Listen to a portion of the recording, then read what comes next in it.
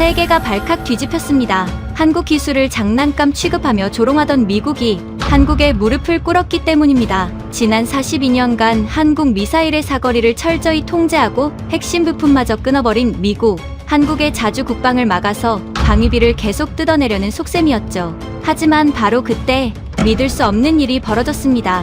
모두가 불가능하다던 미국의 통제와 규정을 뚫고 한국이 괴물 무기를 독자 개발해낸 겁니다. 한국산 괴물 무기가 공개되자 전 세계는 경악했고 유럽과 중동은 미국을 버리고 한국과 손을 잡았습니다. 도대체 무슨 일이 벌어진 걸까요? 미국의 5조 원 계약을 뺏은 한국 무기의 위력, 지금 시작합니다. 42년간 대한민국의 미사일 목줄을 쥐고 있던 미국이 제 손으로 그 목줄을 스스로 풀어버렸습니다. 풀어준 게 아닙니다. 한국이 뜯어낸 겁니다. 72시간 만에요. 로키드 마틴 주가가 하루 만에 15% 증발했고 워싱턴발 방산 수출 계약 5조 원어치가 휴지 조각이 됐습니다. 제가 그 참사의 한가운데 서 있었어요. 저는 윌리엄 브래드퍼드, 미 국무부 무기통제 국제안보 차관보 산하 동아시아 담당 국장입니다. 32년째 동맹국의 무기 수출 라이선스를 관리해왔죠. 조지타운대를 나와 워싱턴의 방산 엘리트 사이에서 이름만 대면 통하는 사람이었습니다. 제 몽블랑 만년필이 움직이면 수조 원의 부품이 태평양을 건너고 멈추면 동맹국 공장이 셧다운됩니다. 그 힘을 32년 동안 한 번도 의심한 적이 없었어요. 한국이라는 나라는 제게 1980년대 청계천에서 부품을 조립하던 하청업체의 이미지 그대로였습니다. 그들이 우리 없이는 나사 하나 못 조이는 존재라고 확신했죠. 그날도 펜타곤 회의실 에어컨은 쾌적했고 콜롬비아산 커피 향은 완벽했습니다. 저는 한국의 숨통을 완전히 끊을 서류를 준비해놓고 느긋하게 만년필을 굴리고 있었어요. 회의 시작 30분 전이었습니다. 한국 대표단이 로비에서 보안 검색을 받고 있다는 연락이 들어왔어요. 저는 커피를 한 모금 마시며 서류를 다시 한번 훑었습니다. 한국이 개발 중인 신형 미사일의 사거리가 800km 지침을 위반할 소지가 있다는 내용이었죠. 소지라고 썼지만 솔직히 근거는 빈약했습니다. 중요한 건 근거가 아니었어요. 중요한 건 명분이었습니다. 한국이 독자 미사일을 완성하면 미국산 요격 시스템을 살 이유가 사라집니다. 그러면 내년 제 퇴임 후 보장된 로키드 마틴 수석 로비스트 자리, 연봉 50억 원짜리 의자가 흔들리죠. 그걸 허락할 수는 없었습니다. 한국 대표단이 회의실 문을 열고 들어왔어요. 4명이었습니다. 맨 앞에 선 사람의 인상이 제일 먼저 눈에 박혔죠. 수치 적은 머리, 핏발선 눈. 강기택이라는 이름이었습니다. 국방과학연구소 전략무기개발단장이라고 했어요. 이력서상의 직함은 묵직했지만 그 사람의 외양은 제가 상상한 무기 개발 책임자와는 거리가 멀었습니다. 양복 소매에 뭔가 기름때 같은 얼룩이 묻어 있었고 손에는 낡아빠진 수첩과 검은색 볼펜을 쥐고 있더군요. 모남이라고 했던가. 한국에서 몇백 원이면 사는 볼펜이라고 나중에 들었습니다. 제 몽블랑 만년필 값의 1만 분의 1도 안 되는 물건이었죠. 저는 속으로 피식 웃었어요. 저 볼펜이 제 만년필을 이길 수 있겠습니까? 강기택 단장이 자리에 앉자마자 태블릿을 꺼내 뭔가를 확인했습니다. 표정이 미세하게 굳는 게 보였어요. 나중에 안 사실이지만 그 순간 강기택의 태블릿에는 적색 알람이 떠 있었습니다. 한국행 정밀 항법장치 부품선이 미국 세관에서 출항 보류됐다는 통보였죠. 제가 회의 전에 미리 손을 써둔 겁니다. 부품을 먼저 묶어놓고 회의장에서 라이선스 취소를 통보하면 한국은 양쪽에서 목을 조이는 셈이 됩니다. 완벽한 순서였어요. 저는 만년필 뚜껑을 천천히 열며 입을 열었습니다. 강 단장님, 본론부터 말씀드리죠. 귀국의 신형 미사일 프로젝트가 한미 미사일 지침 사거리 800km 상한을 위반할 소지가 확인됐습니다. 강기택의 눈이 저를 똑바로 응시했어요. 저는 서류를 한 장 밀어주며 말을 이었습니다. 따라서 관련 수출 라이선스를 오늘부로 전면 취소합니다. 사거리는 800km에서 단 1cm도 늘려드릴 수 없고 핵심 부품도 당분간 통제됩니다. 룰은 룰이니까요. 제 옆에 앉아있던 스티브 콜린스가 기다렸다는 듯 서류 가방을 열었습니다. 로키드 마틴 동아시아 총괄 세일즈 부사장. 그 사람은 펜타곤의 권위를 등에 업고 한국의 무기를 파는 게 직업이었죠. 스티브가 두꺼운 바인더를 테이블 위에 툭 내려놓았습니다. 안보가 불안하시다면 해결책이 있습니다. 미국산 PAC-3 요격 미사일 3개 포대 패키지. 3조 원입니다. 3조 원짜리 청구서를 던지듯 내밀며 씩 웃는 스티브의 얼굴에는 자신감이 넘쳤어요. 부품을 끊어놓고 무기를 사라니 치졸하다는 걸 저도 알았습니다. 하지만 그게 우리의 게임이었죠. 저는 강기택의 반응을 기다렸습니다. 주먹을 내리칠 줄 알았어요. 소리를 지르거나 적어도 얼굴이 붉어질 거라고 생각했습니다. 32년간 이 자리에서 수많은 동맹국 관료들을 상대했는데 부품을 끊겠다고 통보하면 반응은 늘 비슷했거든요. 분노, 항해, 그리고 결국 굴복. 그 순서를 한 번도 벗어난 적이 없었습니다. 그런데 강기택은 달랐어요. 분노도 없었고 항의도 없었습니다. 그 사람은 태블릿을 조용히 접더니 낡은 수첩을 펼쳤어요. 그리고 그 몇백 원짜리 볼펜을 들고 저를 올려다보았습니다. 브래드퍼드 국장님, 수출 라이선스 전면 취소의 법적 근거 조항 번호를 말씀해 주시겠습니까? 목소리가 너무 고요해서 오히려 섬뜩했어요. 저는 조항 번호를 읊었습니다. 강기택은 또박또박 받아 적었어요. 소명 절차 데드라인은 언제입니까? 저는 날짜를 말했습니다. 강기택은 그것도 적었어요. 그뿐이었습니다. 항해 한마디 없이 수첩의 숫자와 조항만 채워 넣는 그 모습이 저를 묘하게 불편하게 만들었습니다. 그때 제 오른쪽 귀에 꽂힌 인이어에서 낮고 굵은 목소리가 흘러나왔어요. 토마스 헤네시 차관이었습니다. 펜타곤 정책총괄 차관이자 이 모든 계획의 배후. 윌리엄, 잘하고 있어. 한국 놈들 숨통을 더 조여. 부품을 절대 내주지 마. 그래야 우리 요격망을 3배 가격에 사간다. 저는 테이블 아래에서 엄지를 살짝 세워 신호를 보냈습니다. 헤네시 차관의 목소리에는 쿠바산 씨가 연기만큼이나 짙은 확신이 묻어 있었어요.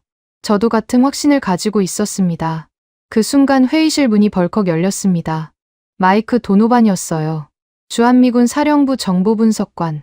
구겨진 전술 자켓에 훈장 기장이 달려 있었고 손에는 언제나처럼 노란 종이컵이 들려 있었습니다. 한국산 맥심 믹스커피. 이 사람은 대전에 파견 나갔다 온 뒤로 그 노란 커피를 고집했죠. 도노반은 인사도 없이 곧장 테이블 위에 사진 여러 장을 펼쳤습니다. 여러 상 위성사진이었어요. 대전 발사장입니다. 어젯밤 촬영본이에요. 사진 속에는 지하 벙커 주변으로 붉은 열점들이 가득했습니다. 도노반의 목소리가 급박해졌어요. 국장님, 저 사람들은 지금 밤낮 없이 뭔가를 만들고 있습니다. 부품을 끊으면 포기할 거라는 건 착각이에요. 저는 저 벙커에서 이 년을 살았습니다. 한국 엔지니어들이 화재를 뒤집어쓰면서도 도면을 깎는 걸 두 눈으로 봤어요. 당장 부품을 풀어주지 않으면 저 공돌이들은 규정의 빈틈을 파고들어서 무식하게 폭약을 때려 박을 겁니다. 회의실이 잠깐 조용해졌습니다. 강기택 단장이 고개를 들어 도노반을 바라보았어요. 표정은 여전히 무표정이었지만 눈빛에 뭔가 서늘한 빛이 스치는 게 보였습니다. 마치 자기 속마음을 들킨 사람의 눈이었어요. 저는 그게 뭔지 읽지 못했습니다. 아니, 읽으려 하지 않았다는 게 맞겠죠. 저는 의자 등받이에 기대며 만년필을 톡톡 두드렸습니다. 마이크, 한국은 우리 GPS 없이는 미사일을 허공에 쏘는 수준이야. 공돌이들이 아무리 폭약을 때려 박는다 해도 맞출 수가 없어. 겁줄 생각 말게. 도노반의 얼굴이 시뻘겋게 달아올랐습니다. 하지만 저는 더 들을 생각이 없었어요. 테이블 위에 위성사진을 집어들고 천천히 파쇄기 위에 올려놓았습니다. 윙하는 소리와 함께 여러 상 사진이 종이 조각이 되어 쏟아져 내렸죠. 도노반이 주먹을 불끈 쥐었지만 저는 이미 돌아서서 커피를 한 모금 마시고 있었습니다. 강기택 단장이 수첩을 덮었어요. 볼펜 뚜껑을 끼우고 서류 가방에 넣는 동작이 너무나 차분했습니다. 의자에서 일어선 강기택이 양복 단추를 하나 잠그며 고개를 살짝 숙였어요. 브래드퍼드 국장님, 오늘 말씀 정확히 기록했습니다. 조항 번호와 데드라인 확인에 감사드립니다. 그게 전부였습니다. 분노도, 위협도, 사정도 없었어요. 강기택은 대표단을 이끌고 조용히 회의실을 빠져나갔습니다. 문이 닫히는 소리가 묘하게 가벼웠어요. 저는 창밖을 바라보며 만년필 뚜껑을 딸깍 닫았습니다. 콜롬비아산 커피는 아직 따뜻했고 에어컨 바람은 쾌적했어요. 모든 게 계획대로였습니다. 한국은 부품이 끊겼으니 곧 무릎을 꿇겠죠. 2달이면 읍소하러 올 겁니다. 저는 그렇게 확신하고 있었어요. 강기택의 수첩에 적힌 그 조항 번호들이 어떤 의미였는지, 그 볼펜이 무엇을 준비하고 있었는지 저는 전혀 읽지 못했습니다. 쾌적한 에어컨 바람 속에서 저는 이미 시작된 재앙의 냄새를 맡지 못하고 있었어요. 제가 한국의 부품을 끄는 다음 날 미국 세관 창고에서 사진이 한 장 날아왔습니다. 한국행 정밀 항법장치 컨테이너 12개의 붉은색 반출 금지 압류 딱지가 빼곡하게 붙어 있는 사진이었어요. 제 지시가 현장까지 완벽하게 관철된 증거였죠. 저는 그 사진을 인쇄해서 책상 유리 밑에 깔아두었습니다. 볼 때마다 기분이 좋았거든요. 항법장치가 없으면 미사일은 눈 먼 쇳덩이에 불과합니다. 한국은 이제 앞도 뒤도 막힌 셈이었어요. 스티브 콜린스가 그 혼란을 놓칠 리 없었죠. 부품이 끊긴 다음 날 아침, 스티브는 서울 방위사업청에 직통 전화를 걸었습니다. 계약법무총괄 윤정도 국장님, 지금 상황이 어떤지 잘 아실 겁니다. 항법장치가 묶였으니 미사일 개발은 사실상 중단 상태죠. 불안하시지 않습니까? PAC-3 요격 포대 패키지, 지금 서명하시면 가장 빠른 일정으로 납품 가능합니다. 제가 옆에서 스피커폰으로 듣고 있었어요. 스티브의 목소리에는 새일쯤엔 특유의 다급한 여유가 묻어 있었습니다. 상대가 궁지에 몰렸을 때 밀어붙이는 기술. 3조 원짜리 거래를 따내기 위한 마지막 한 수였죠.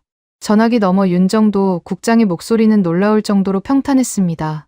콜린스 부사장님, 서류는 수신했습니다. 법적 검토 절차에 들어가겠습니다. 그게 전부였어요. 3조 원짜리 제안에 대한 답이 고작 법적 검토라니. 스티브가 수화기를 내려놓으며 저를 돌아봤습니다. 눈썹이 찌푸려져 있었어요. 저 사람은 항상 저래요. 표정도 목소리도 변화가 없어서 속을 알 수가 없습니다. 저는 어깨를 으쓱했습니다. 법적 검토라는 건 결국 시간 끌기에 불과해요. 부품이 끊긴 상태에서 한국이 버틸 수 있는 시간은 길어야 두어 달이었으니까요. 그런데 바로 그 시각, 대전에서는 제 예상과 정반대의 일이 벌어지고 있었습니다. 이건 나중에 도노반이 가져온 보고서와 위성 자료를 통해 재구성한 겁니다. 당시 저는 전혀 몰랐어요. 알았더라면 커피잔을 놓쳤을 겁니다. 대전 국방과학연구소 구연구동 지하 벙커. 강기택 단장이 워싱턴에서 돌아온 건 그 전날 밤이었습니다. 비행기에서 내린 강기택은 집에 들르지도 않고 곧장 벙커로 내려갔다고 해요. 연구원들을 새벽에 소집했습니다. 그리고 도면을 펼쳤어요. 미국산 정밀 항법장치의 무게와 크기에 맞춰 설계된 기존 미사일 도면이었죠. 강기택이 그 도면을 양손으로 잡고 가운데를 찢었다고 합니다. 두 쪽이 난 도면을 바닥에 던지며 한마디를 했어요. 오늘부터 외산 규격은 없습니다. 자이로스코프부터 100% 국산으로 재설계합니다. 저는 이 대목을 보고서에서 읽었을 때 코웃음을 쳤습니다. 미국산 항법장치를 국산으로 대체한다고요. 미국이 40년에 걸쳐 쌓아올린 정밀 기술을 한국 공돌이들이 몇 달 만에 따라잡겠다는 겁니까? 말도 안 되는 소리였어요. 저는 그렇게 판단했습니다.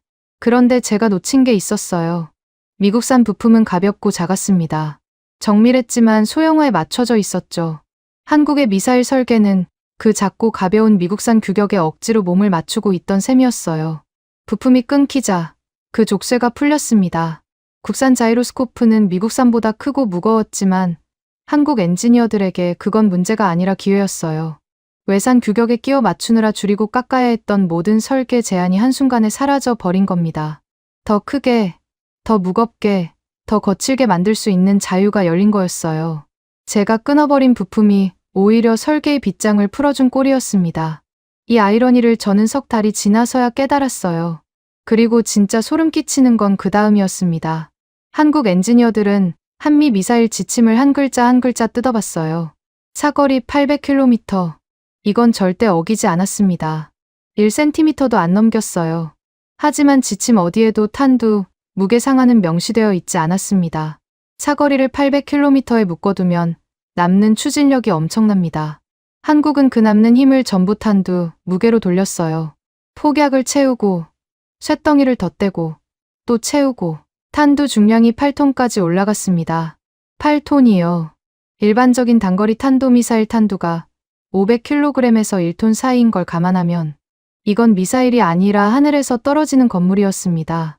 그것도 마하 10 이상의 속도로요. 사거리는 고분고분 지침을 지켰으니 미국은 한마디도 할 수가 없었어요. 제가 만든 룰의 맹점을 그들이 정확히 뚫어버린 겁니다. 영국 군사 전문지 제인스 디펜스의 조나단 버그만 박사가 이 시점에 보고서를 냈습니다. 저는 그 보고서가 제 이메일함에 도착했을 때 제목만 보고 삭제해버렸어요. 큰 실수였습니다. 버그만 박사의 결론은 명확했거든요. 미국의 일방적인 부품 통제가 동맹의 자립을 꺾으려 한 치명적 오판이다. 부품을 끊겠다는 강압이 오히려 한국을 완전한 기술 독립으로 밀어 넣었다. 저는 이걸 무시했습니다. 영국 분석가가 뭘 알겠습니까? 한국은 곧 무릎을 꿇을 거였어요. 그때까지만 해도 저는 그렇게 믿고 있었습니다. 대전 벙커에서는 더 미친 일이 벌어지고 있었어요. 고체 연료 배합실에서 화재 경보가 울렸습니다. 연료 폭발 사고는 미사일 개발에서 가장 치명적인 위험이에요. 미국에서도 방호벽 뒤에서 원격으로 작업하는 공정입니다. 그런데 한국 연구원들은 방호복을 입고 직접 배합실 안으로 걸어 들어갔어요. 화재 경보가 울리는 와중에요.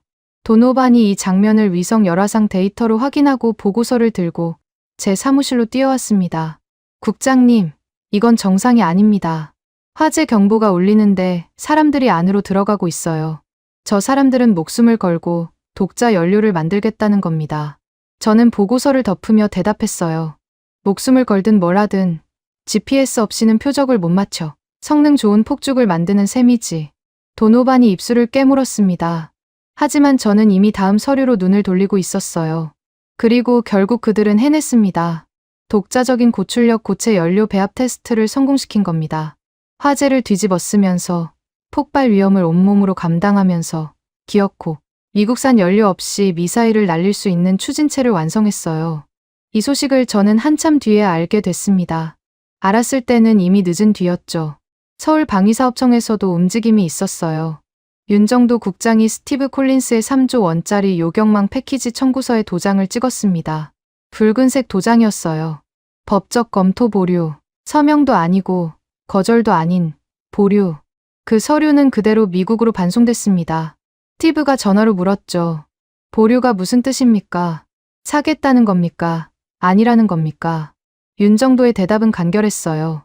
법적 검토가 완료되면 통보하겠습니다. 스티브가 수화기를 놓으며 욕을 내뱉었습니다. 저는 그래도 여유가 있었어요. 보류든 거절이든 부품이 끊긴 한국은 결국 올 수밖에 없으니까요. 헤네시 차관이 그날 저녁 전화를 걸어왔습니다. 쿠바산 시가를 물고 있는 게 목소리만으로도 느껴졌어요. 윌리엄, 한국 쪽 반응은? 저는 자신 있게 보고했습니다. 부품은 완전히 묶었고 방사청은 우리 제안을 검토 중입니다. 2달이면 읍소하러 올 겁니다. 헤네시 차관이 낮게 웃었어요. 2달, 1달이면 충분할 거야. 부품 없이 버틸 재간이 없거든. 저도 웃었습니다. 창밖으로 워싱턴의 야경이 반짝이고 있었어요.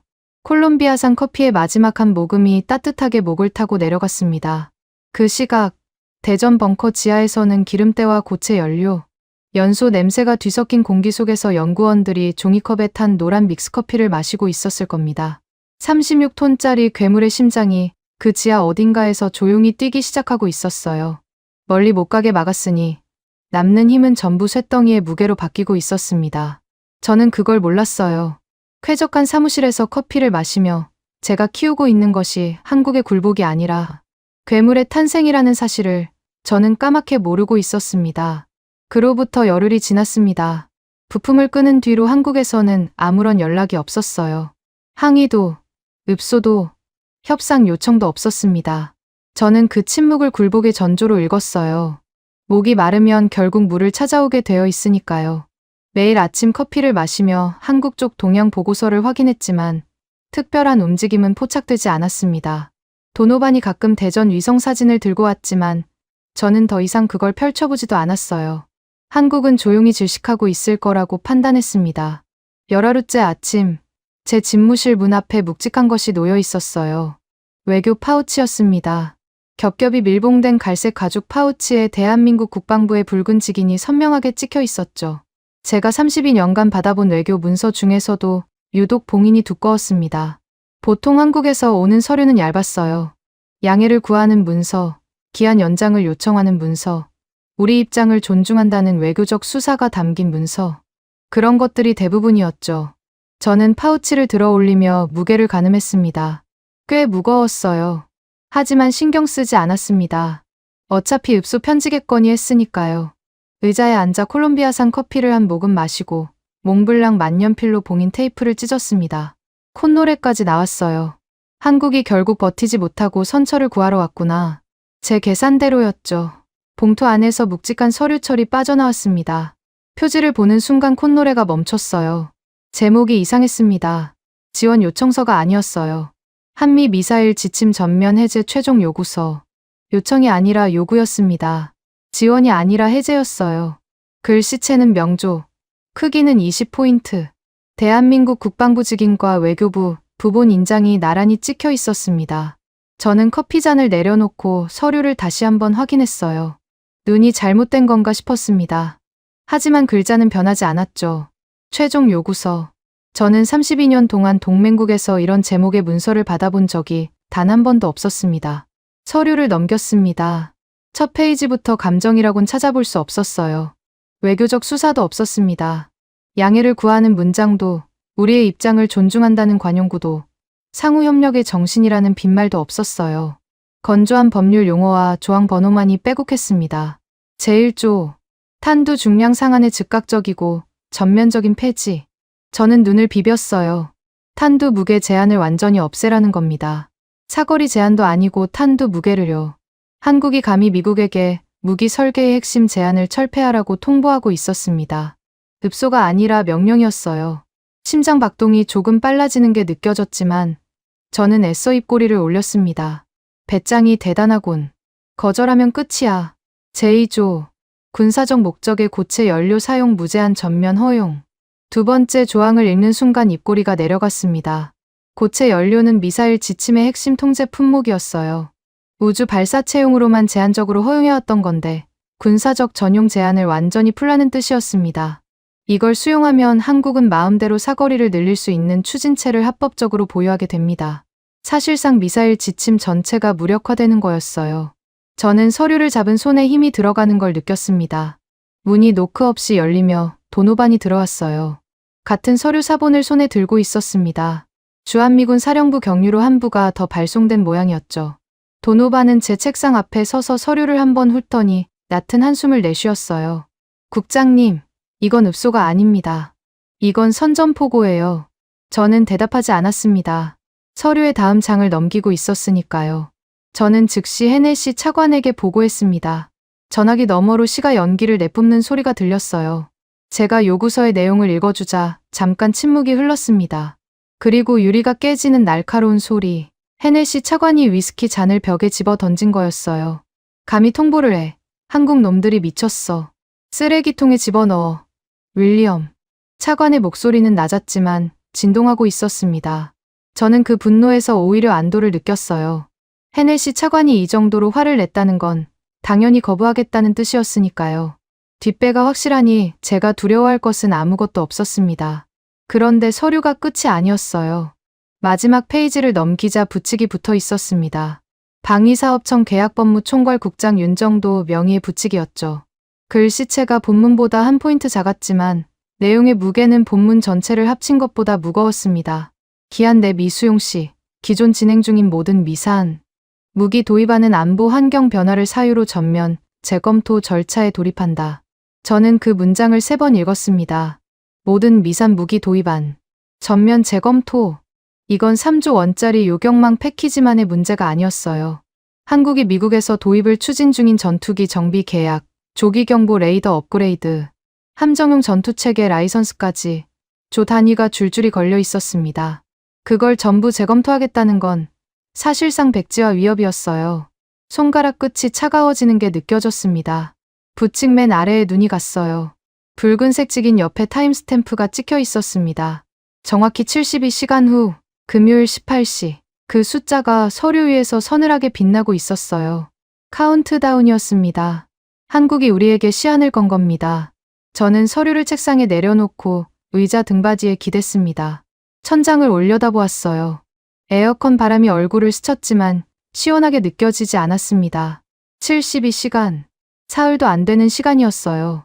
물론 저는 거부할 생각이었습니다. 아니, 거부해야만 했어요. 이걸 수용하면 42년간 유지해온 미사일 지침이 무너지고 미국의 동아시아 무기 통제 체계 전체가 흔들립니다. 헤네시 차관도 분명히 거부하라고 했으니까요. 하지만 부칙의 그 문장이 머릿속에서 지워지지 않았습니다. 모든 미산 무기 도입안 전면 재검토. 그게 현실이 되면 록히드 마틴은 동아시아 최대 시장 하나를 잃는 겁니다. 스티브 콜린스가 매달리고 있는 3조 원짜리 요격망 계약은 물론이고 내년 제 퇴임 후 보장된 로비스트 자리도 허공에 뜨게 되죠. 연봉 50억 원짜리 의자가요. 제 손이 만년필 위에 올라갔다가 내려왔습니다. 뚜껑을 열지 못하겠더군요. 도노반이 문 앞에 서서 저를 지켜보고 있었어요. 노란 종이컵에 믹스커피가 식어가고 있었습니다. 도노반이 낮은 목소리로 말했어요. 국장님, 저 사람들은 허세가 아닙니다. 대전 벙커에서 본 걸 저는 잊을 수가 없어요. 화재 속으로 걸어 들어가는 사람들이에요. 72시간이 지나면 정말 실행합니다. 저는 도노반을 보지 않고 대답했습니다. 한국이 5조 원어치, 미국 무기를 포기할 배짱이 있을 리 없어. 허세야, 마이크. 배짱 테스트일 뿐이라고. 도노반은 더 말하지 않고 돌아섰어요. 문이 닫힐 때 한숨 소리가 들렸습니다. 저는 서류를 다시 집어 들었습니다. 72시간, 금요일 18시. 붉은직인 옆에 그 숫자를 멍하니 바라보았어요. 콜롬비아산 커피는 이미 식어 있었고, 몽블랑 만년필은 뚜껑이 닫힌 채 책상 위에 누워 있었습니다. 저는 그 만년필을 집어 들지 않았어요. 왠지 모르게 손이 가지 않았습니다. 대신 창밖을 바라보았죠. 워싱턴 하늘이 회색이었어요. 72시간은 이미 째깍째깍 줄어들고 있었습니다. 데드라인까지 48시간이 남았을 때 저는 처음으로 계산기를 두드렸습니다. 한국의 요구를 전면 수용하는 건 불가능했어요. 탄두 무게 제한 철폐에 고체 연료, 무제한 허용까지 그걸 다 풀어주면 42년짜리 미사일 지침이 한 줌의 휴지가 됩니다. 헤네시 차관이 그걸 승인할 리 없었고 설령 승인한다 해도 의회가 가만두지 않겠죠. 하지만 그렇다고 72시간을 그냥 흘려보낼 수도 없었어요. 붙이게 적힌 그 문장이 계속 머릿속을 맴돌았거든요. 모든 미산 무기 도입안 전면 재검토. 5조 원이 걸린 문장이었습니다. 저는 밤새 대안을 짰어요. 타협안이라고 부르기엔 교활한 쪽에 가까웠죠. 사거리 800km 제한은 그대로 묶어두되 우주 발사체용 고체 연료만 풀어주는 겁니다. 표면적으로는 한국의 요구를 일부 수용하는 것처럼 보이지만 실제로는 핵심인 탄두, 무게 제한과 군사적 연료 사용 통제를 고스란히 유지하는 꼼수였어요. 한국이 우주 발사체 명목으로 연료를 확보하더라도 군사적 전용은 여전히 금지되니까 미사일에는 한 방울도 쓸 수 없습니다. 목줄은 그대로인 채 줄만 조금 늘려주는 셈이었죠. 저는 이게 꽤 기발한 수라고 자화자찬했습니다. 서류를 완성하고 헤네시 차관에게 보고했어요. 차관은 시가 연기를 길게 내뿜으며 서류를 훑었습니다. 나쁘지 않아. 한국 놈들이 뭔가 얻었다고 착각하게 만드는 거지. 저는 고개를 끄덕였어요. 그렇습니다. 실질적 통제는 전혀 바뀌지 않으면서 한국의 체면만 살려주는 아닙니다. 차관이 씩 웃었습니다. 보내. 그리고 직접 전달하게 해. 우리가 성의를 보였다는 걸 각인시켜야 해. 저는 스티브 콜린스를 불렀어요.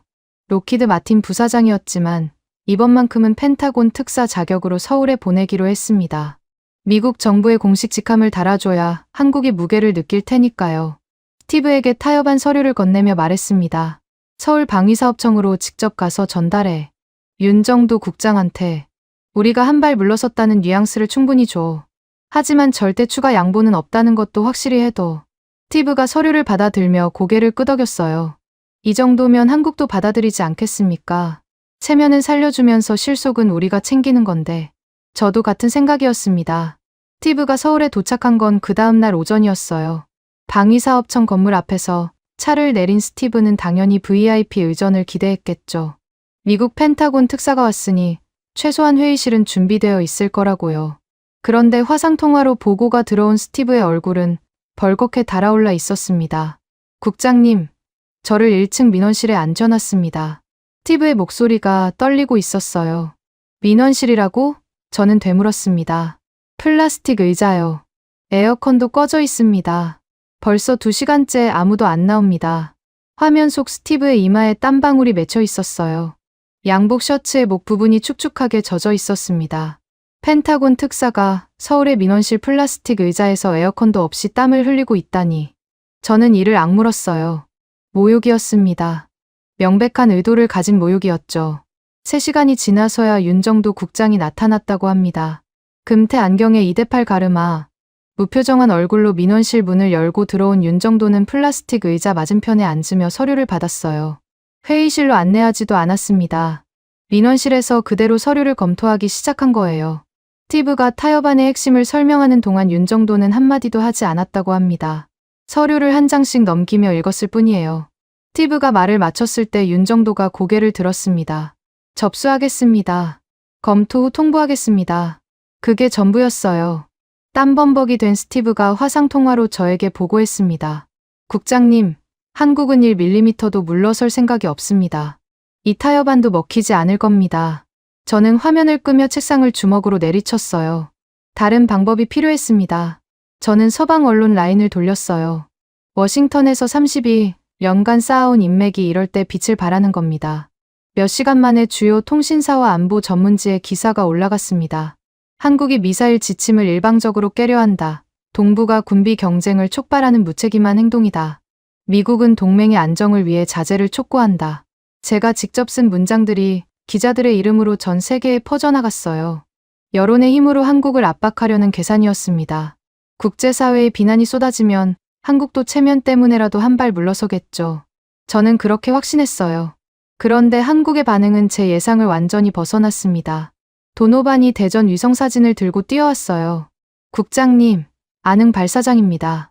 발사대 기립이 확인됐습니다. 저는 사진을 낚아챘어요. 안흥 시험 발사장의 열화상 이미지 위에 수직으로 세워진 거대한 구조물이 선명하게 찍혀 있었습니다. 미사일이었어요. 크기가 비정상적이었습니다. 기존에 한국이 보유한 어떤 미사일보다 두껍고 길었어요. 이건 뭡니까? 저는 도노반에게 물었습니다. 도노반이 입술을 깨물며 대답했어요. 현무 계열 신형입니다. 정확한 재원은 파악 안 됐지만 크기로 보면 기존 현무포의 2배 이상입니다. 저는 사진을 내려놓으며 코웃음을 쳤어요. 크기만 크면 뭐래. GPS 없이 저걸 어디다 쏘겠어. 허공에 떨어뜨리는 거야. 저는 그때까지 한 가지를 굳게 믿고 있었습니다. 한국은 미국의 GPS 위성 신호 없이는 정밀 유도가 불가능하다는 것. 아무리 큰 미사일을 만들어도 눈이 없으면 소용없습니다. 미사일의 눈은 항법장치이고 항법장치의 뼈대는 GPS 신호였어요. 우리가 신호를 끊으면 한국의 미사일은 장님이 됩니다. 그 확신이 저희 마지막 보루였어요. 하지만 제가 몰랐던 사실이 하나 있었습니다. 한국은 이미 독자 위성항법 시스템의 극비 테스트를 끝낸 상태였어요. 미국 GPS에 의존하지 않는 한국 자체 항법 신호를 이용한 유도, 시험이 오차 범위 이내로 완벽하게 성공했다는 겁니다. 제가 쥐고 있다고 믿었던 마지막 카드, GPS라는 목줄이 이미 끊어져 있었어요. 저만 그걸 모르고 있었습니다. 나중에 이 사실을 알았을 때 등골이 서늘해졌어요. 제가 허공을 움켜쥐고 있는 동안 한국은 조용히 날개를 완성하고 있었던 겁니다. 데드라인 12시간 전이었어요. 금요일 새벽 6시. 저는 사무실에서 밤을 샜습니다. 커피는 5잔째였고 넥타이는 풀어헤쳐져 있었어요. 서방 언론의 여론전은 아무런 효과가 없었습니다. 한국 정부는 기사에 대해 단 한 줄의 반박도 해명도 내지 않았어요. 완벽한 무시였습니다. 방위사업청도, 국방부도, 청와대도 조용했어요. 그 침묵이 오히려 저를 불안하게 만들었습니다. 화를 내거나 반박하면 아직 신경 쓰고 있다는 뜻인데 아무런 반응이 없다는 건 이미 결심을 끝냈다는 의미일 수도 있으니까요. 도노반이 제 사무실 문을 열고 들어왔어요. 이번에는 노란 종이컵도 없이 빈손이었습니다. 도노반의 얼굴이 창백했어요. 그 사람이 제 책상 앞에 서더니 양손을 책상 위에 탁 짚었습니다. 국장님, 마지막으로 말합니다. 지금 당장 전면 해제를 승인하십시오. 목소리가 갈라지고 있었어요. 저놈들은 허세가 아닙니다. 안흥 발사장에 미사일이 서 있어요. 발사대가 기립한 건 시험이 아니라 실전 배치입니다. 12시간 뒤에 쏩니다. 그러면 끝이에요. 우리가 42년간 쥐고 있던 모든 게 날아갑니다. 도노반이 주먹으로 책상을 내리쳤어요. 커피잔이 흔들렸습니다. 저는 의자에서 일어났습니다. 도노반의 멱살을 잡았어요. 구겨진 전술 자켓의 깃이 제 주먹 안에서 구겨졌습니다.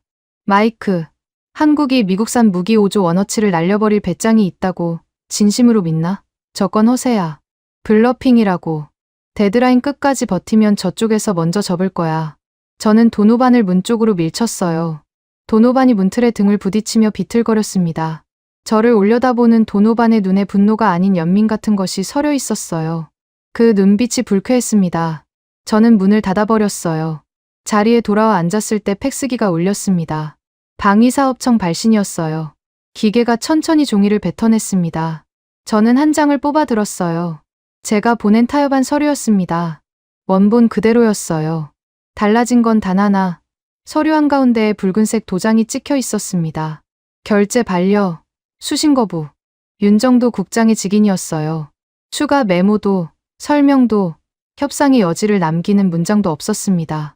도장 하나. 그게 한국의 최종 대답이었어요. 팩스 용지를 잡은 손에서 힘이 빠지는 게 느껴졌습니다. 종이가 바닥에 미끄러져 내렸어요. 붉은 도장이 천장의 형광등 빛을 받아 선명하게 빛나고 있었습니다. 데드라인까지 12시간도 채 남지 않았어요. 제 타협안은 짓밟혔고, 여론전은 무시당했고, 마지막 카드라고 믿었던 GPS 우위는 제가 모르는 사이에 무력화되어 있었습니다. 그런데도 저는 아직 한국이 접을 거라고 믿고 있었어요. 아니, 그렇게 믿어야만 했습니다. 그게 아니면 저는 끝이었으니까요. 데드라인 2시간 전이었습니다. 금요일 오후 4시, 펜타곤 지하 2층 지휘통제실에 저는 서 있었어요. 평소라면 제가 올 일이 없는 장소였습니다. 이 방은 전시 상황이나 대규모 군사 위기 때만 가동되는 곳이에요. 벽면 전체를 덮는 대형 스크린 4개, 실시간 위성 데이터가 흐르는 콘솔 12대, 그리고 성조기 아래 정렬된 장성급 장교들의 무거운 어깨. 제가 거기 불려간 건 아능 발사장의 발사대 기립이 확인된 이후 국가안보회의 산하 긴급 모니터링 체계가 가동됐기 때문이었습니다. 헤네시 차관이 직접 지휘통제실에 내려와 있었어요. 시간은 물고 있지 않았습니다. 그 사람이 시가를 내려놓은 건 제가 기억하는 한 처음이었어요. 오후 4시 7분, 콘솔 중앙에 경보음이 울렸습니다. 초고용량 암호화 파일 수신.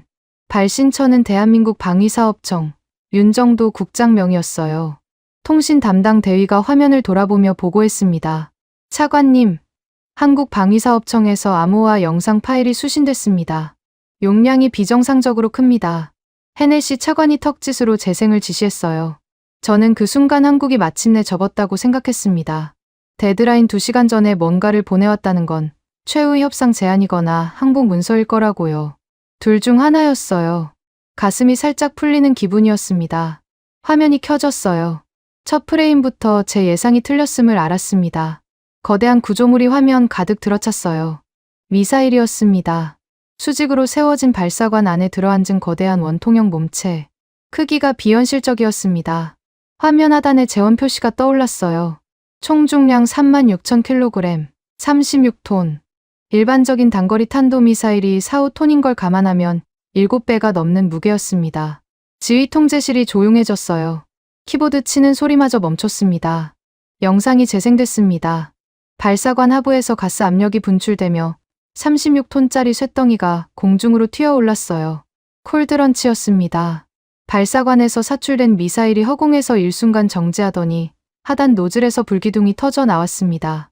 굉음은 영상 속 마이크가 깨질 정도였어요. 화염이 발사대 주변 300m를 집어삼키며 미사일이 하늘로 치솟았습니다. 속도 표시가 올라갔어요. 마하 3, 마하 5, 마하 8. 대기권을 뚫고 올라가는 궤적이 스크린 위에 흰 선으로 그려졌습니다. 마하 10을 넘긴 순간 제 옆에 서 있던 공군 중장이 낮은 신음을 내뱉었어요.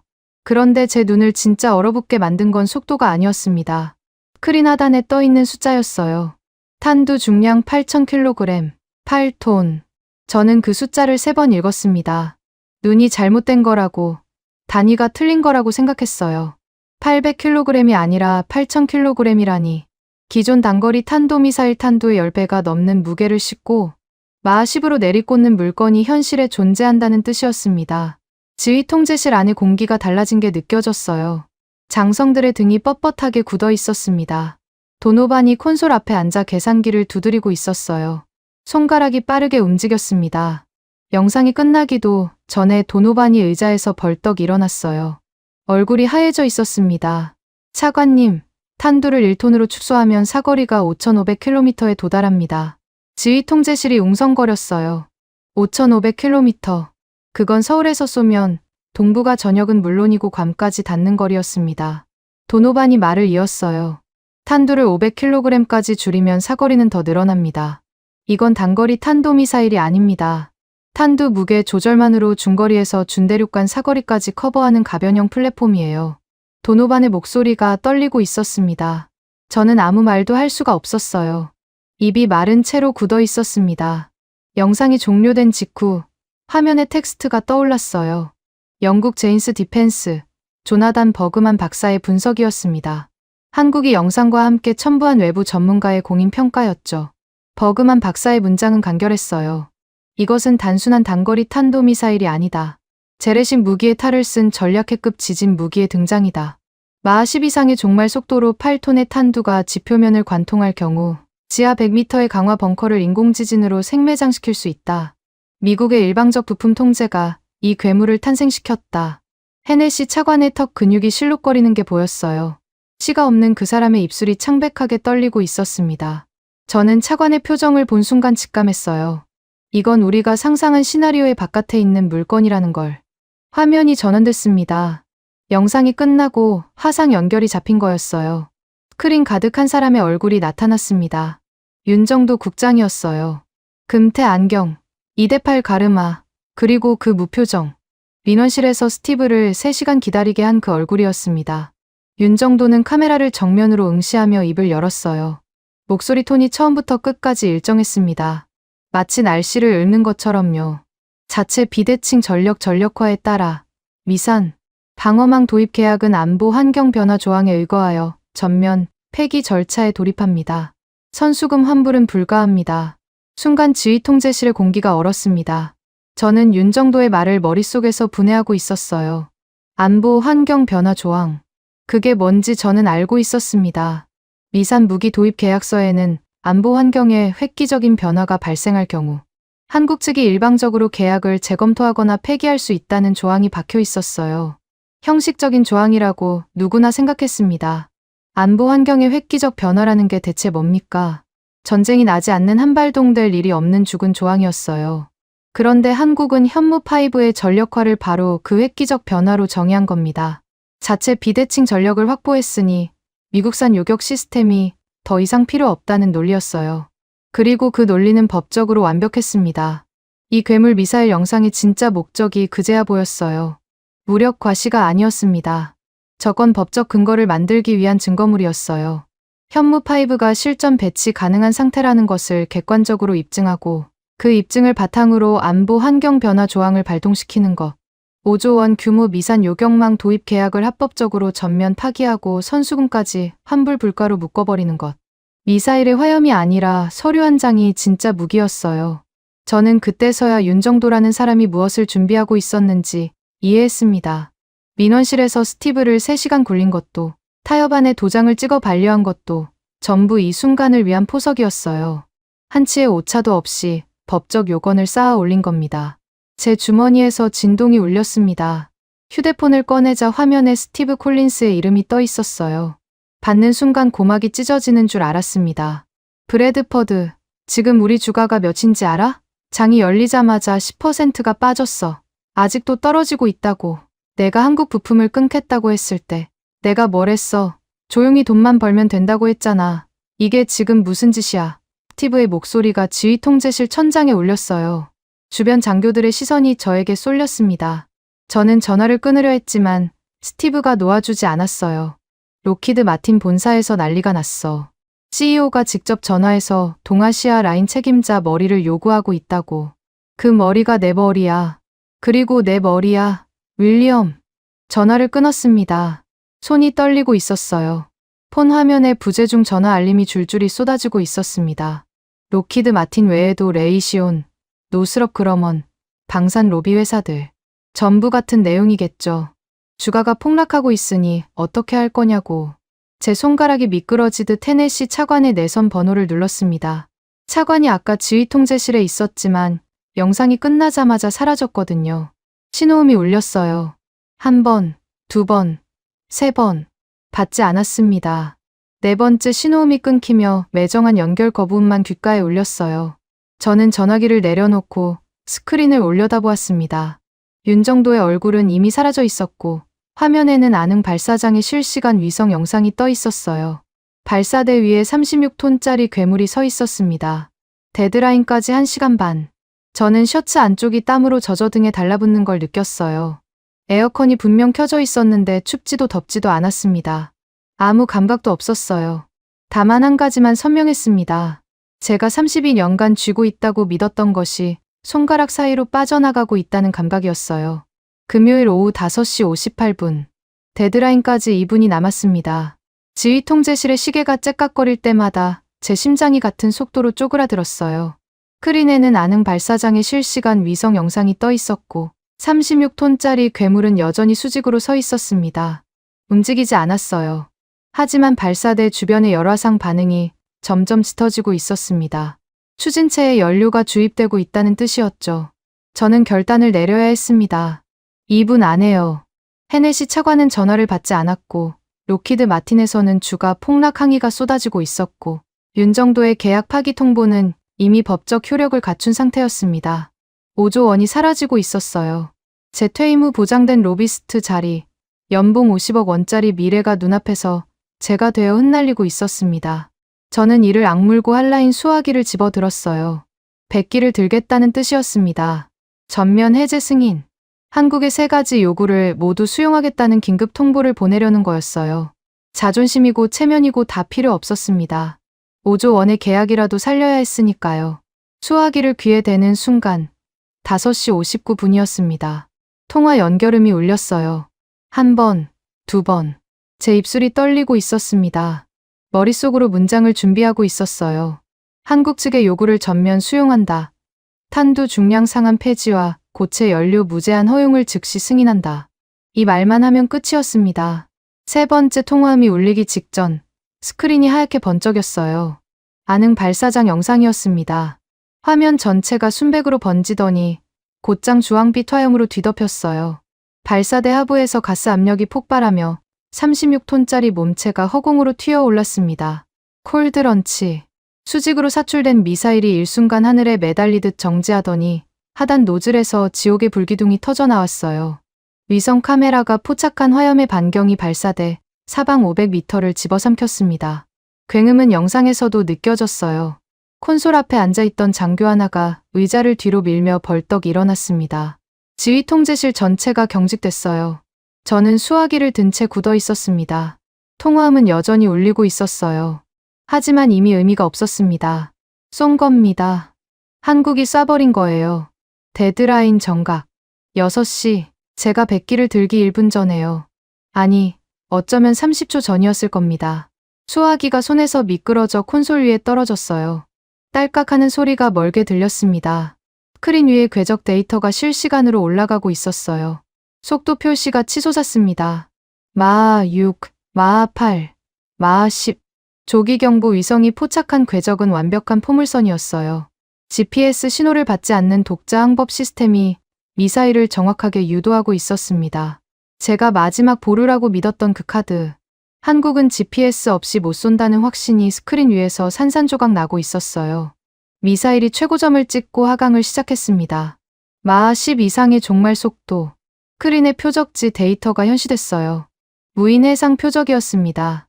실제 지하 벙커를 상정한 강화 구조물이 해저에 설치되어 있었죠. 탄착까지 남은 시간이 초 단위로 카운트다운되고 있었어요. 8, 7, 6, 5. 지휘 통제실 안에서 누군가 숨을 멈추는 소리가 들렸습니다. 충돌 순간의 데이터가 스크린 전체를 뒤덮었어요. CEP, 원형공산오차 수치가 단일 자릿수 미터로 찍혔습니다. 8톤짜리 탄두가 마하 10으로 해져 구조물을 관통하며 발생시킨 충격파가 지진계에 잡혔어요. 리히터 규모 4.5에 해당하는 인공지진이었습니다. 지하 100m의 강화 콘크리트 구조물이 관통 후 붕괴된 것으로 판독됐어요. 공군 중장이 뒤로 한 발 물러나며 낮게 내뱉었습니다. 세상에. 그 순간 지휘 통제실 철문이 쾅 소리와 함께 열렸어요. 헤넷이 차관이 들어왔습니다. 전화를 받지 않던 그 사람이 직접 내려온 겁니다. 차관의 얼굴은 제가 본 적 없는 빛깔이었어요. 회색 눈이 충혈되어 있었고 불독 같은 턱살이 파르르 떨리고 있었습니다. 차관이 곧장 저에게 걸어왔어요. 제가 입을 열기도 전에 차관의 손이 제 셔츠목을 움켜잡았습니다. 그대로 끌려가 등이 모니터 콘솔에 부딪혔어요. 뒤통수가 스크린 프레임에 찍히며 눈앞에 불꽃이 튀었습니다. 이게 뭐야? 윌리엄. 헤넷이 차관의 목소리는 낮았지만 그 낮음이 오히려 소름 끼쳤어요. 고함보다 무서웠습니다. 내가 뭐라고 했어. 2달이면 읍소하러 온다고 했지. 무릎 꿇린다고 했지. 이게 무릎 꿇은 거야? 차관이 고개를 돌려 스크린을 가리켰어요. 탄착 후에 저 구조물이 붕괴되는 시뮬레이션 영상이 반복 재생되고 있었습니다. 저게 무릎 꿇은 거냐고, 이 멍청한 자식아. 차관이 손을 놓았어요. 저는 콘솔에 등을 기댄 채 주저앉았습니다. 셔츠 단추 하나가 뜯겨 바닥에 굴러갔어요. 헤넷이 차관은 이미 돌아서서 지휘 통제실을 나가고 있었습니다. 뒤도 돌아보지 않았어요. 문이 닫히는 소리가 철컥 울렸습니다. 저는 바닥에 앉은 채 천장을 올려다보았어요. 형광등 불빛이 눈에 아팠습니다. 같은 시각, 태평양 건너 서울에서는 또 다른 칼날이 움직이고 있었습니다. 이건 나중에 스티브 콜린스 본인에게서 직접 들은 이야기예요. 목소리가 떨리는 걸 전화기 너머로도 느낄 수 있었습니다. 방위사업청 5층 회의실이었어요. 스티브는 타협안이 반려된 뒤에도 서울을 떠나지 않고 버티고 있었습니다. 마지막까지 뭔가 기회가 있을 거라고 믿었던 거죠. 금요일 저녁 6시 직후 윤정도 국장이 회의실 문을 열고 들어왔습니다. 손에 서류 한 부를 들고 있었어요. 붉은색 직인이 찍힌 공식 문서였습니다. 윤정도는 스티브의 맞은편에 앉으며 서류를 책상 너머로 밀어주었어요.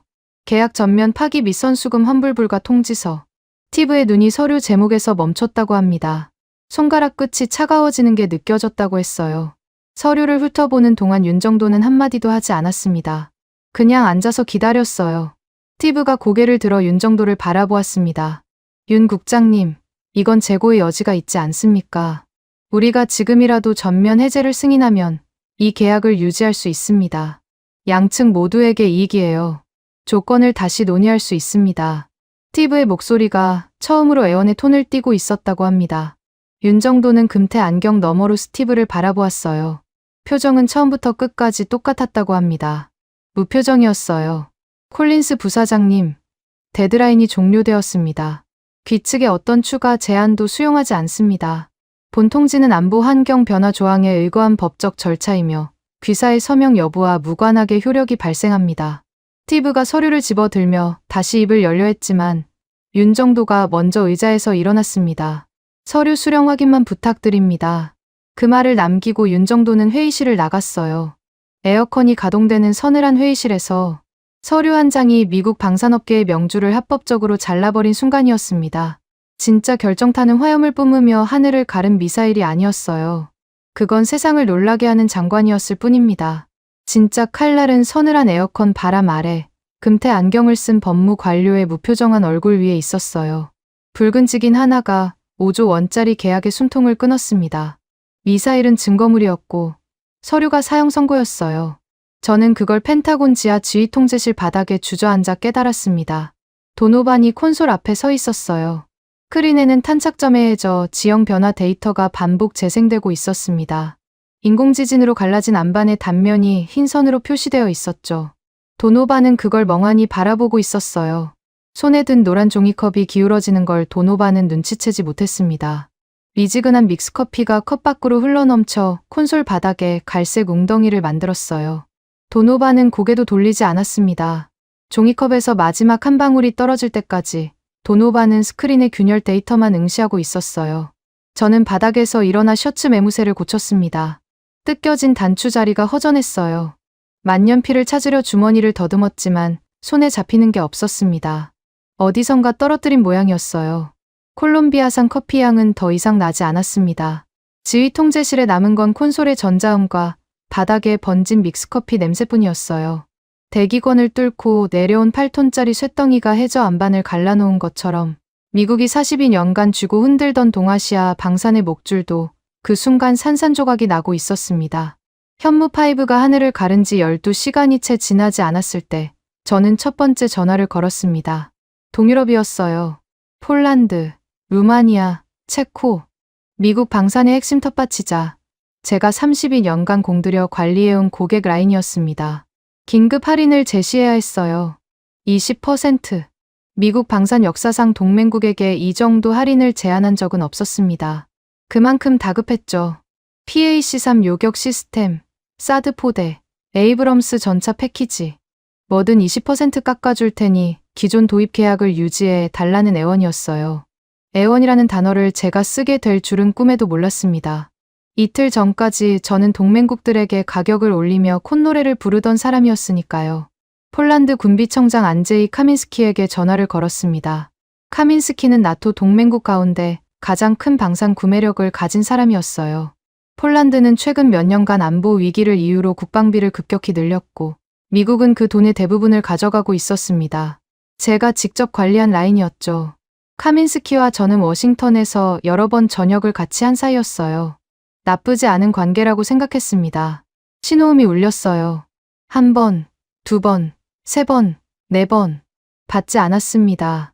5번째 신호음이 끊기며 연결 거부 안내 메시지가 흘러나왔어요. 저는 다시 걸었습니다. 같은 결과였어요. 3번째 시도에서도 카민스키는 전화를 받지 않았습니다. 4번째를 누르려다 멈췄어요. 손가락이 떨리고 있었습니다. 수신 거부가 아니라 차단이었을 수도 있다는 생각이 스쳤어요.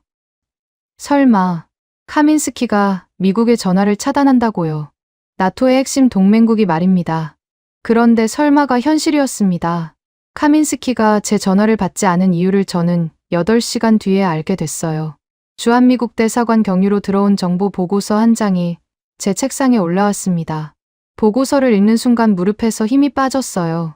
안제이 카민스키는 이미 서울에 있었습니다. 제가 전화를 걸기 전에요. 현무5 발사 영상이 전 세계 안보 채널을 타고 퍼진 직후 카민스키는 바르샤바에서 가장 빠른 항공편을 잡아 인천행 비행기에 올라탄 거였어요. 제가 20% 할인을 제안하느라 전화기를 붙잡고 있을 때 카민스키는 이미 서울 용산 국방부 건물 안에 앉아 있었습니다. 그것도 단순한 무기 도입 상담이 아니었어요. 카민스키가 들고 온 건 폴란드 의회가 긴급 통과시킨 법안이었습니다. 한국산 무기 플랫폼 도입 및 우주 발사체 기술 협력에 관한 긴급 법안. 규모가 10조 원이었어요. 10조 원. 제가 지키려고 발버둥 쳤던 5조 원의 2배였습니다. 카민스키가 용산 국방부 서명식장에서 강기택 단장과 악수하는 사진이 외신을 타고 퍼졌어요. 도노반이 그 사진을 인쇄해서 제 책상 위에 올려놓았습니다. 사진 속에서 카민스키는 환하게 웃고 있었어요. 강기택 단장은 웃지 않았습니다. 대신 카민스키의 손을 단단히 잡고 있었죠. 두 사람 사이의 테이블 위에 계약서가 펼쳐져 있었고 카민스키의 서명이 선명하게 찍혀 있었어요. 현무 플랫폼 연계 수출 계약서. 미사일 시스템만이 아니라 발사 플랫폼, 지휘 통제 체계, 그리고 우주 발사체 기술 협력까지 묶인 패키지였습니다. 제가 32년간 관리한 폴란드 라인이 하룻밤 만에 서울로 넘어간 겁니다.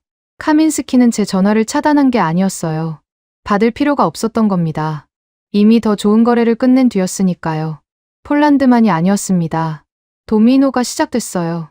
루마니아 국방부가 한국 대사관에 수출 양해각서를 타진했습니다. 사우디아라비아 군수청장이 서울행 전세기를 예약했다는 정보가 들어왔어요.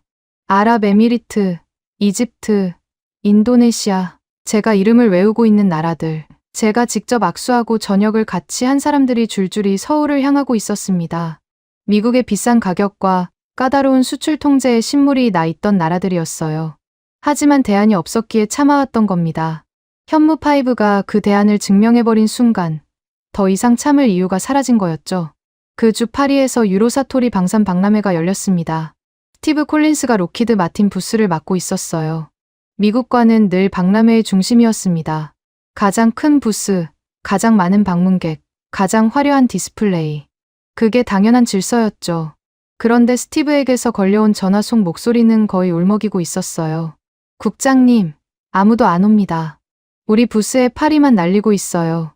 중동 군복 입은 VIP들이 전부 한국관으로 갔습니다. 전부요. 저는 할 말이 없었습니다.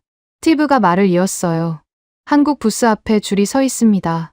아까 사우디 장성 넷이 약속이나 한 것처럼 한꺼번에 들어갔어요. 우리 부스 앞을 지나가면서 쳐다보지도 않더군요. 뉴스 화면으로 확인했습니다. 파리 방산 박람회 한국관 부스에는 태극기가 대형 패널 위에 걸려 있었고 현무5의 발사 영상이 대형 스크린에서 반복 재생되고 있었어요. 부스 앞에 군복과 정장 차림의 외국 관료들이 빼곡하게 모여 있었습니다. 미국과는 화면 구석에 간신히 잡혔는데 텅 비어 있었어요. 조명만 환하게 켜져 있을 뿐 사람 그림자가 보이지 않았습니다. 글로벌 파이어파워 평가 리포트가 그날 저녁 발표됐어요. 스크린에 자막이 흘렀습니다. 미국의 깐깐한 방어 우산을 한국의 전천후 괴물 플랫폼이 완벽히 대체했다. 수출 통제 없는 독자 기술 플랫폼의 등장으로 동아시아 및 유럽 방산 시장의 판도가 급변하고 있다. 저는 그 문장을 2번 읽고 모니터를 껐어요. 더 볼 수가 없었습니다. 월스트리트가 반응한 건 그 다음날 장이 열리자마자였습니다. 로키드 마틴 주가가 개장 10분 만에 15% 폭락하며 서킷 브레이커가 발동됐어요. 레이시온, 노스럽 그러먼, 보잉 방산 부문까지 줄줄이 무너졌습니다. 월스트리트 전광판이 핏빛으로 물들었다는 뉴스가 모든 채널을 장악했어요. 방산 섹터 하루 시가총액 증발 규모가 2천억 달러를 넘었습니다. 헤네시 차관 앞으로 백악관의 긴급 소환장이 발부됐다는 소식이 내부 메일로 돌았어요. 차관은 그 소환장을 받고도 제게 한 통의 전화도 하지 않았습니다. 제 사무실은 조용했어요. 전화벨이 더 이상 울리지 않았습니다. 아침까지만 해도 폭주하던 항해 전화가 싹 멈춘 거예요. 그게 더 무서웠습니다. 전화가 오는 건 아직 뭔가를 기대한다는 뜻이에요. 오지 않는다는 건 포기했다는 뜻이죠. 제가 끝났다는 걸 모두가 인정한 겁니다. 저만 빼고요. 문이 열렸어요. 도노반이었습니다. 노란 종이컵도 없었고 구겨진 전술 자켓도 평소보다 더 구겨져 있었습니다. 도노반은 제 책상 앞에 서더니 주머니에서 접은 종이 한 장을 꺼냈어요. 책상 위에 툭 올려놓았습니다. 사직서였어요. 제가 그 종이를 펼쳐보기도 전에 도노반이 입을 열었습니다. 국장님, 저는 4년 전에 말씀드렸습니다. 대전에서 돌아온 날 말씀드렸어요. 저 사람들을 코너에 몰면 기어이 룰을 뒤집는 무기를 만들어낸다고요. 국장님은 제 말을 묵살했습니다. 위성사진을 파쇄기에 넣었죠.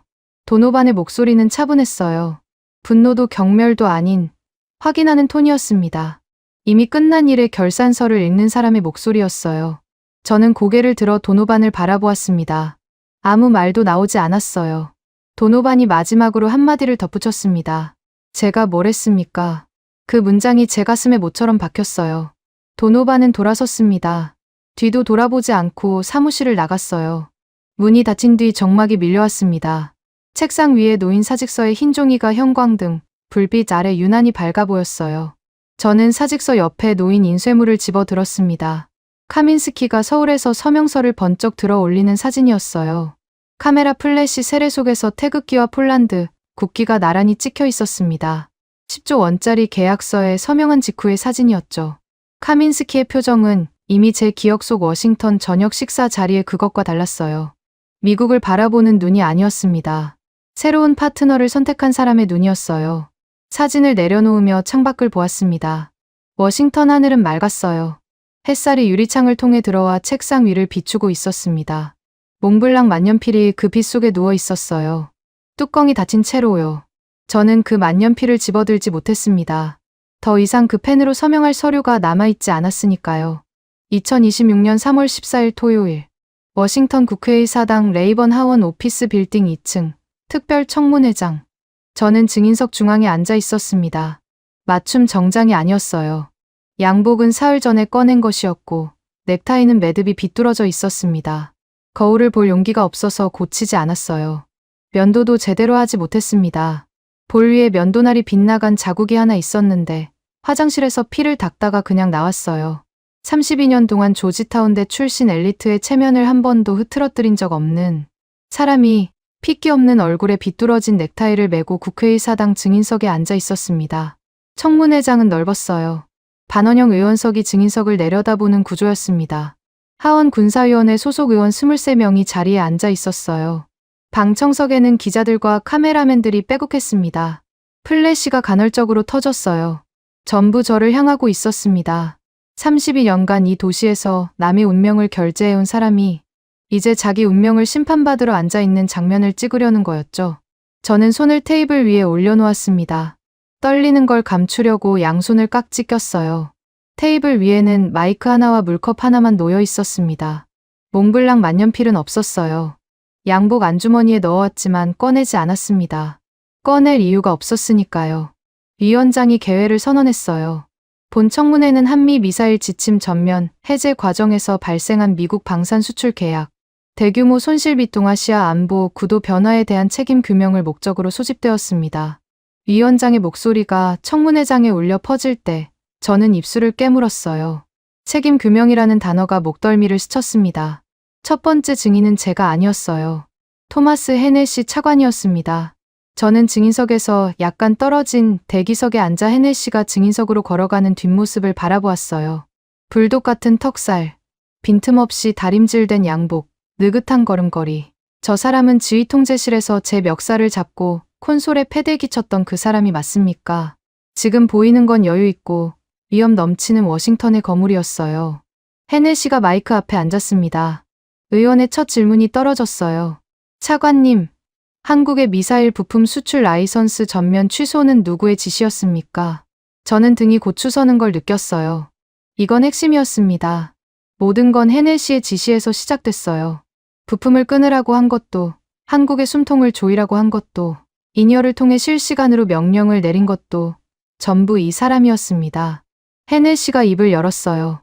의원님, 저는 당시 정책의 큰 방향을 제시했을 뿐, 구체적인 실행은 동아시아 담당 국장 윌리엄 브래드퍼드에게 위임했습니다.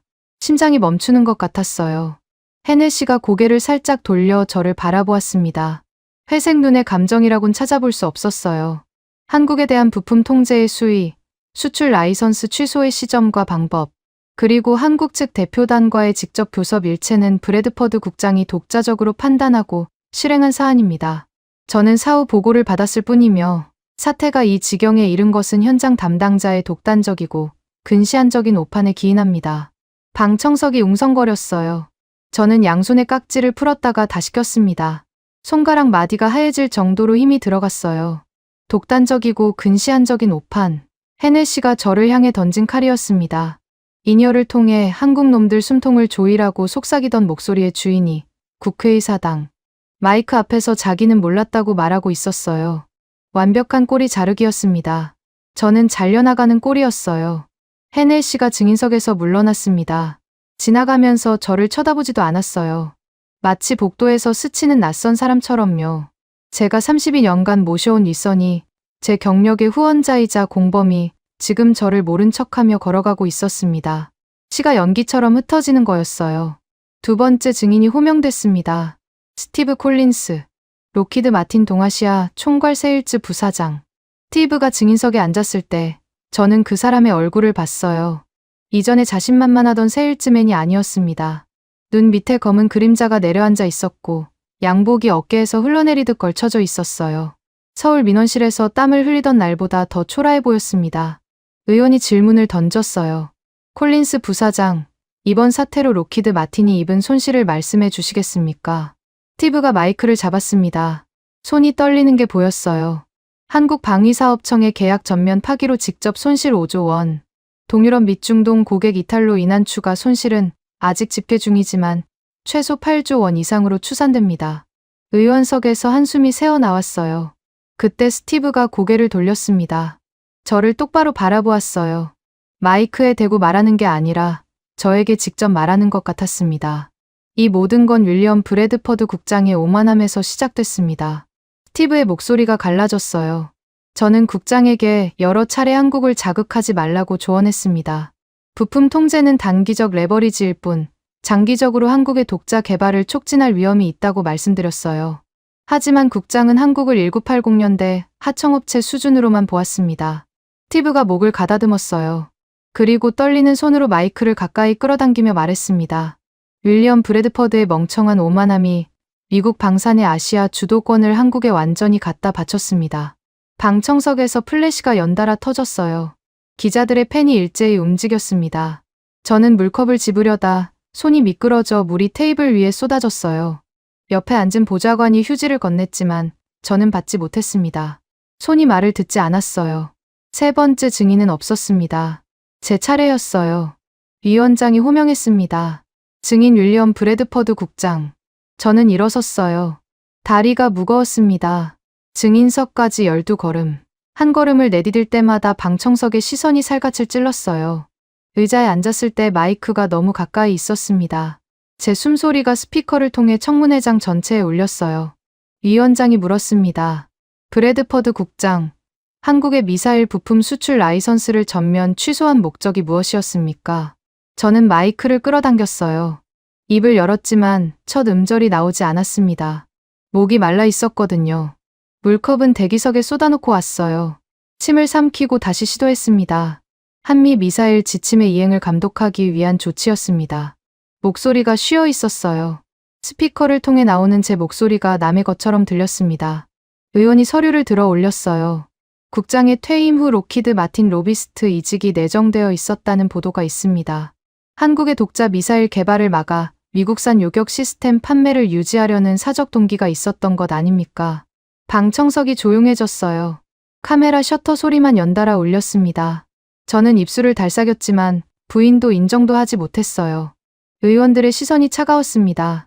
그때 청문회장 대형 모니터가 켜졌습니다. 화면에 영상이 재생됐어요. 대전 국방과학연구소 구연구동 공장이었습니다. 현무5가 대량 양산 라인에서 출고되고 있었어요. 거대한 미사일 몸체가 컨베이어 위를 지나가고 방호복을 입은 연구원들이 최종 검수를 하고 있었습니다. 한 대, 두 대, 세 대, 줄지어 나오는 36톤짜리 괴물들의 행렬이었어요. 화면 하단에 자막이 떠올랐습니다. 미국의 42년 기술 통제가 한국을 세계 최고의 비대칭 무기 생산 기지로 단련시켰다. 저는 그 화면을 바라보았어요. 강기택 단장이 떠올랐습니다. 낡은 수첩과 모나미 볼펜을 쥐고 조항 번호를 묻던 그 서늘한 눈. 윤정도 국장의 무표정한 얼굴. 민원실의 플라스틱 의자. 붉은 직인이 찍힌 결제 반려 도장.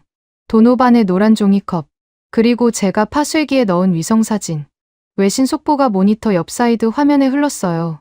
동북아 방산 수출 지도 교체. 중심이 워싱턴에서 서울로 이동했다는 내용이었습니다. 지도 위에 한국을 중심으로 퍼져나가는 수출 화살표들이 그려져 있었어요. 폴란드, 루마니아, 사우디, 아랍에미리트. 제가 관리하던 라인이 전부 서울을 가리키고 있었습니다. 위원장이 해임 동의서를 증인석으로 밀어주었어요. 저는 양복 안주머니에서 몽블랑 만년필을 꺼냈습니다. 뚜껑을 열려는 순간 딸깍 소리와 함께 클립이 부러졌어요. 촉 끝이 갈라져 있었습니다. 언제 부러진 건지 몰랐어요. 저는 부러진 만년필로 서명했습니다. 잉크가 번져서 글씨가 알아보기 힘들었지만 아무도 다시 쓰라고 하지 않았어요. 서명을 마치고 만년필을 내려놓았습니다. 의원들이 일어나고 기자들이 빠져나가고 보좌관들이 서류를 챙겼어요. 사람들이 하나둘 청문회장을 떠났습니다. 저는 움직이지 못했어요. 증인석에 앉은 채 텅 빈 의원석을 바라보았습니다. 조명이 하나씩 꺼지고 있었어요. 청문회장이 어두워졌습니다. 마지막으로 제 머리 위에 조명만 남았어요. 그 불빛 아래서 바닥을 보았습니다. 부러진 몽블랑 만년필이 테이블 위에서 굴러 떨어져 바닥에 놓여 있었어요. 촉이 두 쪽 난 채로요. 32년간 수조 원어치 서류에 서명하던 그 펜이 갈라진 촉을 위로 향한 채 차가운 대리석 바닥에 누워 있었습니다. 저는 그 만년필을 멍하니 내려다보았어요. 우리가 오만하게 쥐고 흔들었던 건 한국의 목줄이 아니었습니다. 우리가 부품을 끊고 라이선스를 취소하고 숨통을 조이는 동안 한국은 그 압력을 양분 삼아 괴물로 자라고 있었어요. 사거리를 묵자 탄두를 키웠고 부품을 끊자 독자 기술을 완성했고 위협하자 계약을 박살냈습니다. 우리가 쥐고 흔든 건 목줄이 아니라 그들이 스스로 진화할 때까지 완벽하게 보호해준 괴물의 인큐베이터였어요. 텅 빈 청문회장에 제 숨소리만 남았습니다. 바닥에 만년필은 주워지지 않았어요. 저는 주울 생각이 없었습니다. 주워봐야 더 이상 서명할 곳이 없었으니까요. 지금까지 대한민국의 감동을 전하는 감동유나였습니다. 대한민국의 기적 같은 이야기 다음에 또 들려드리겠습니다. 선배님들, 좋은 하루 되세요.